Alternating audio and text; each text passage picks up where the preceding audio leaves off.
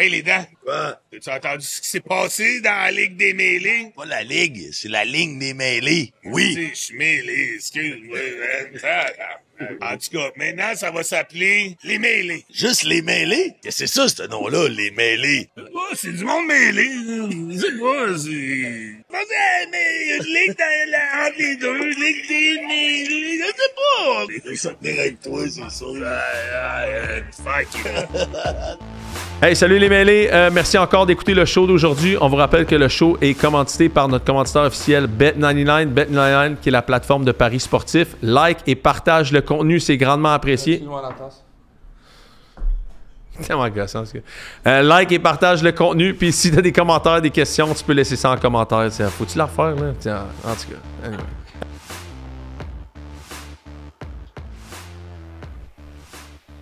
Es-tu prêt? Je pense que ça tourne, man. Sorry, on est back. Bon! Podcast de betting, mais merci à tout le monde d'être là encore sur le podcast de betting, votre meilleur betting paris show de paris sportif au monde. Moi, je me rappelle, j'ai commencé plus 14 units, je suis rendu malheureusement moins 1. Donc, je suis moins 1 unit, donc moins 1% depuis le début de l'année. Parley, toi, ça va quand même, ça va moins bien que la première semaine, mais ça a quand même bien été la semaine dernière. passée, c'était pas super, là. Ouais, C'était plus que la majorité qu'ils ont passé, là. Exact. Fait que si tu veux, je peux commencer mon... Tu veux que je commence ou tu veux commencer? Comme tu veux. OK. Vas-y, commence. Donc, évidemment, je vais dire mon plus 5 que j'avais pris la semaine dernière, c'était Rams moins 3,5. Fait que ça, je peux pas m'enlever de là. J'ai déjà mis mon 5 units là-dessus. Je peux pas toucher à ça. Ouais, mais là, pour toi, c'est un 5, mais à la maison, ils peuvent plus le prendre, celui-là. Non, ils peuvent plus le prendre, celui-là. Donc, je vais en donner un autre pour les gens à la maison. Je vais prendre les... je vais prendre les Vikings moins 3,5, 5 units. Puis il me fait pas tant plaisir de le prendre, là. Mais si j'ai en choisir un... Fuck, man, lequel que je prends? Parce qu'en réalité, là, faut que ça change toutes mes affaires parce que vu que celui-là, il faut que j'en donne un autre. Ouais, OK. Je vais prendre les Vikings moins 3,5. En fin de compte, les Vikings, encore une fois, je vous l'ai donné la semaine dernière, mais les favoris à l'international sont toujours 64% depuis le début que la NFL fait ça. Les Vikings sont restés, les Browns voyagent cette semaine. Je pense que les Vikings auraient dû bien mieux performer contre les Steelers que ce qui a été fait. J'avais aussi pris Carson Wentz pour les verges, ça a vraiment rentré assez facilement. Les favoris par plus de 3 points. OK? Quand on tombe dans des statistiques hautes, là, les favoris par plus de 3 points sur des terrains neutres sont 19-10 contre le spread. Fait que si vous avez encore besoin de détails des spreads, on va faire un post d'ailleurs qu'on va piner sur nos affaires. Mais en fin de compte, contre le spread, donc 19-10 contre le spread, ça veut dire que 19 fois sur 10, ils ont soit couvert le spread ou, en l'occurrence, là, ils étaient favoris, donc oui, ils ont couvert le spread. Donc, cette statistique-là dirait que 19 fois sur 29, en fait, les favoris par plus de 3 points ont marqué plus de 3 points pour remporter le match sur des terrains neutres. Fait que ça, je trouve ça intéressant.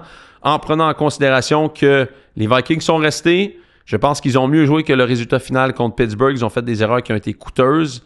Puis je pense que c'est pas des erreurs qu'ils vont refaire, étant donné que c'est l'offensive qui a beaucoup merdé. Puis c'est Kevin O'Connell qui est coach d'offensive. C'est un des meilleurs coachs de la ligue. Je pense pas que ça va se refaire.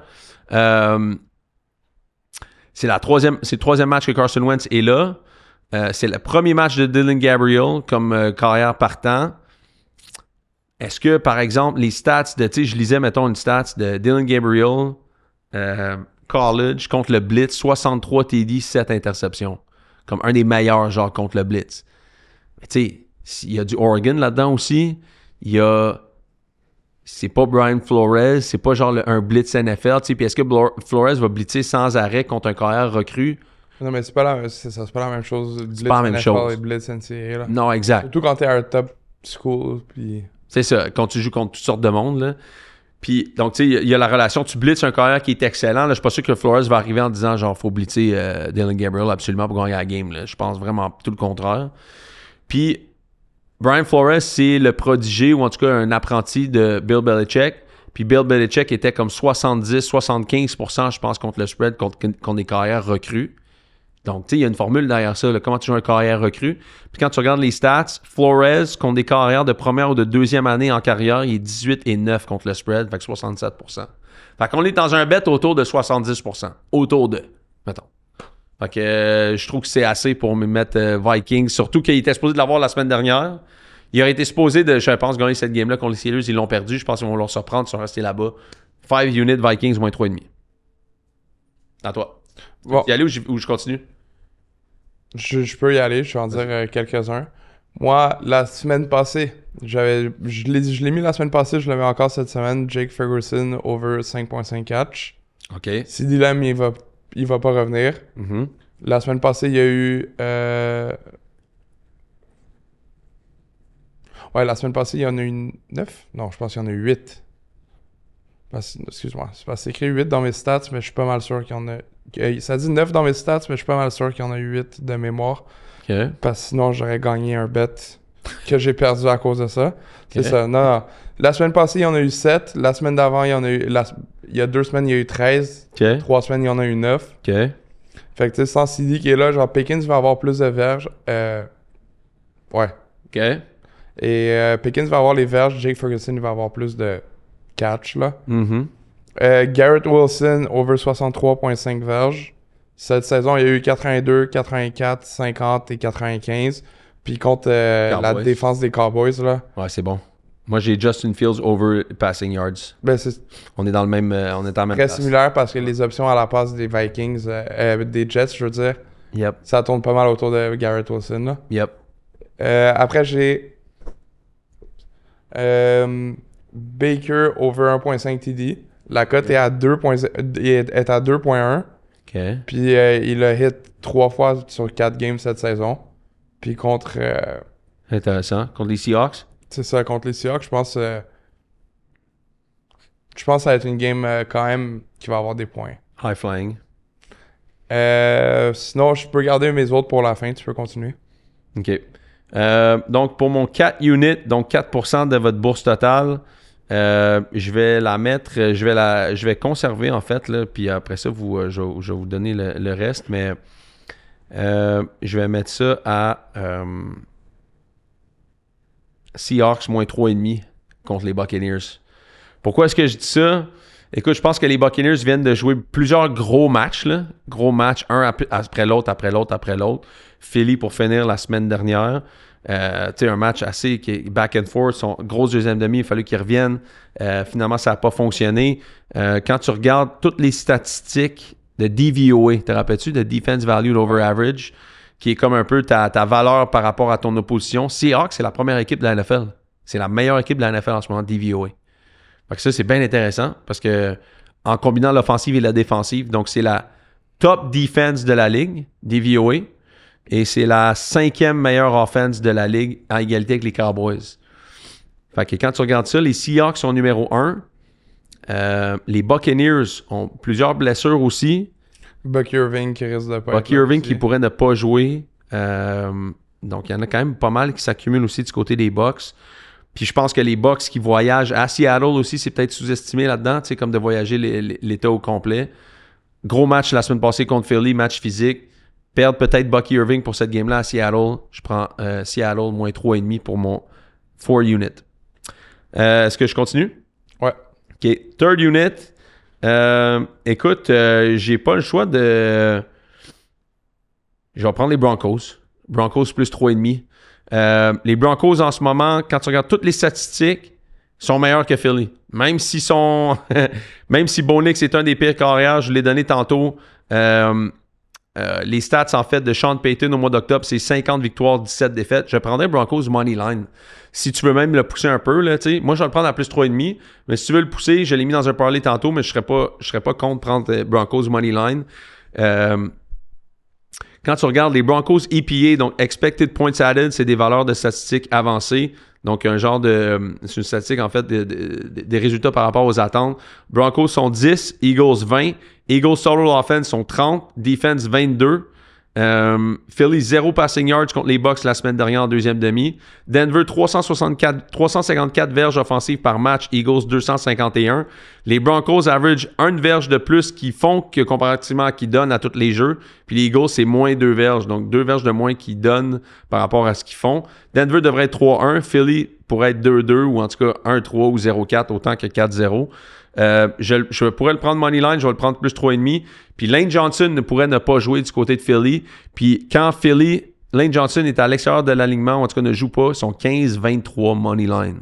Fait qu'ils ont une fiche perdante juste quand Lane ne joue pas. À quel point ce gars-là est bon. Fait que Broncos plus 3,5, mais si vous voulez les prendre Moneyline, allez-y. Est-ce que je continue? Ouais. Okay. Finis ton top 5, puis après... OK, parfait. J'ai à mon 2, donc 2 units, j'ai under 40.5 de Houston contre Ravens. Je pense que comme on l'a dit, Houston, c'est la meilleure défense de la ligue. Il joue contre Cooper Rush. Puis de l'autre côté, CJ Stroud est à peine capable de faire quoi que ce soit à l'offensive. C'est assez désastreux. Donc, contre la défensive des Ravens, je pense que ça paraîtra pas tant que ça. J'ai pris le under de 40.5 entre les Texans et les Ravens. Puis après ça, dans mon 1 unit, j'ai pris Justin Fields over les passing yards. Parce que comme je vous ai dit, les Cowboys ont la 5e meilleure unité DVOA offense depuis le début de l'année dans la ligue, mais la 32e défensive à moins 30 défensif. Donc DVOA, moins 30, c'est la pire... plus 30 en fait, c'est celle qui donne le plus de verges. Contre la passe, ils sont 32e. Là. 32e contre la passe. C'est tout ce qui va frapper du côté de la passe. Toi, tu as pris Garrett Wilson. J'ai pris Justin Fields. Puis tu sais aussi, le over-under de la game est à 47.5 en ce moment. Ouais. Tu sais, ils s'attendent à une game quand même offensive. Fait que, tu sais, si tu dis les Cowboys, ils vont avoir l'avance, tu sais, c'est... 27-24. Il va falloir lancer pour... Yep. OK. Puis sinon, juste dans mes choix supplémentaires, parfait. Dans mes choix supplémentaires pour, si vous voulez bêter, je vous donne des affaires. Les Jets, vous pouvez les prendre Moneyline, je l'ai donné tantôt. J'ai dit les Vikings, j'ai pris les Rams aussi. Les home underdogs, après avoir marqué 3 points ou moins la semaine d'avant, sont 61, 36 et 2. Fait que c'est quand même un très bon pourcentage. Donc les home underdogs cette semaine, après avoir scoré moins de 3 points, si je ne m'abuse. Vous pouvez regarder, là, faites vos recherches vous-même, là, mais je pense qu'il y a les... je me rappelle plus qui ça s'affecte à qui, mais trouvez-le. Il y en a à qui ça affecte. Là. Je me rappelle plus c'est qui les home underdogs qui ont scoré moins de 3 points, mais je vais le trouver d'ici la fin du podcast. AJ Brown under. Philly contre Denver. S'ils mettent Patrick Surtain sur AJ Brown, c'est dead. Right? Je sais pas, là. Justin Fields over les passes.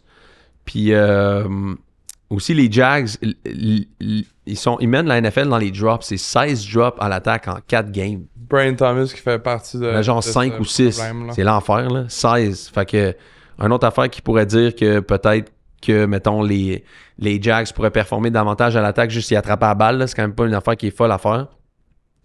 Puis les under une game de 37,5 depuis 2021, 64% contre le spread. Fait que le match qui est à moins de 37,5, c'est Vikings-Browns. Donc, étonnamment, tu penses que ça peut aller bas, it goes lower, genre. Fait que je pense que c'est comme un paradigme intéressant où genre ils mettent ça bas, puis les fans peuvent pas croire que ça va finir 16-10 ou 14-7 ou 14-10, tu sais, une game de marde, là. Puis ils le bet over parce qu'ils disent c'est trop petit, mais finalement ça rentre tout le temps le under. Fait que si vous voulez frapper donc under 37.5 depuis 2021, ça frappe à 64%. Tu voulais-tu donner le reste de tes affaires? Ouais. J'ai Tyler Warren over 55.5 verges. Mm-hmm. Il joue contre la 23e meilleure, une des pires défenses contre la passe des Raiders. Mm-hmm.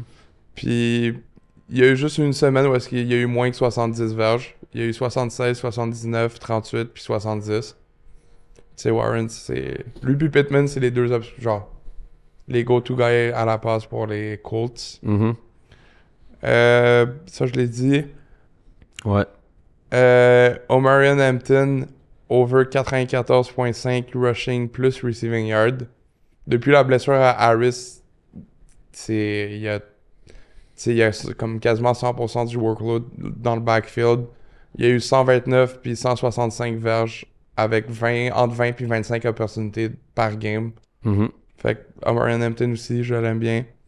Sinon, Josh Allen over 1.5 passe de toucher contre les Pats. La cote est à 1.74, ce qui est quand même bas, mais pas si bas que ça, là. Mm-hmm. Fait que ça fait pas mal le tour de ce que j'avais. OK. Je vais juste vous donner, encore une fois, il y a toujours le nombre de bets puis l'argent qui est déposé. Fait que l'argent, c'est ceux qui parient beaucoup, donc les professionnels, si tu veux, puis le nombre de bets, c'est le public, comme on peut dire.